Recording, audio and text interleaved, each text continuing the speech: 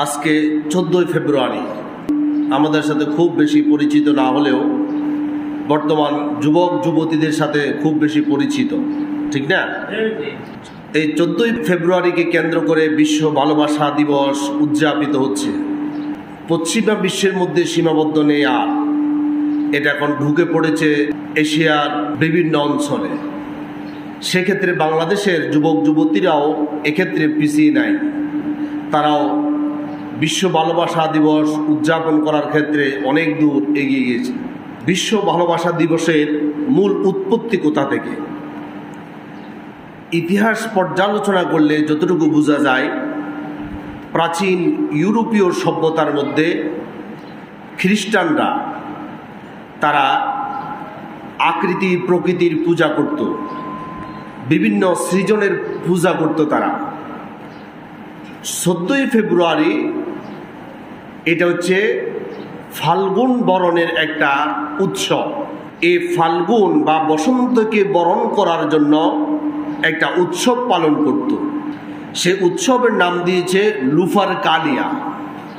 এই লুফার কালিয়া অনুষ্ঠানটা তারা পহেলা ফাল্গুন বসন্ত বরণের উদ্দেশ্যে 14ই ফেব্রুয়ারি করে থাকত।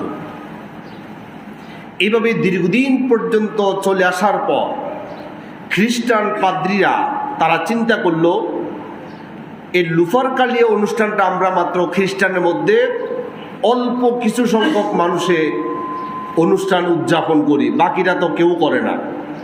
এখন এই অনুষ্ঠানটাকে বেশি করে প্রচার এবং প্রসার করার জন্য, যাতে করে সকল ধর্ম বর্ণের মানুষগুলো এটা উদযাপন করে, এই জন্য এটার নাম সংস্কার করা দরকার। নাম সংস্কার করতে হবে।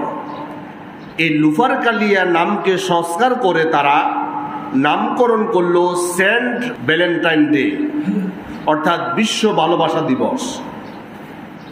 এই সেন্ট ভ্যালেন্টাইন ডে এই দিবসের নামকে নামকরণ করে তারা সকল মানুষের কাছে এটা পৌঁছায় দিতে চায়। অর্থাৎ লুফার কালিয়া তাদের ধর্মীয় অনুষ্ঠান, এটা তাদের ধর্মের মানুষ ব্যতীত আর কেউ করবে না, যাতে করে সকল ধর্মের মানুষে এই অনুষ্ঠানটা উদযাপন করে। এই জন্য প্রতারণামূলক তারা নাম চেঞ্জ করে যুবক যুবতীদের সামনে প্রমোট করে, যাতে করে তাদের এই অনুষ্ঠানটা সার্বজনীনভাবে পালিত হয়। তাহলে আমরা কি বলতে পারি না সেন্ট ভ্যালেন্টাইন ডে অর্থাৎ বিশ্ব ভালোবাসা দিবস হচ্ছে একটা প্রতারণামূলক দিবস?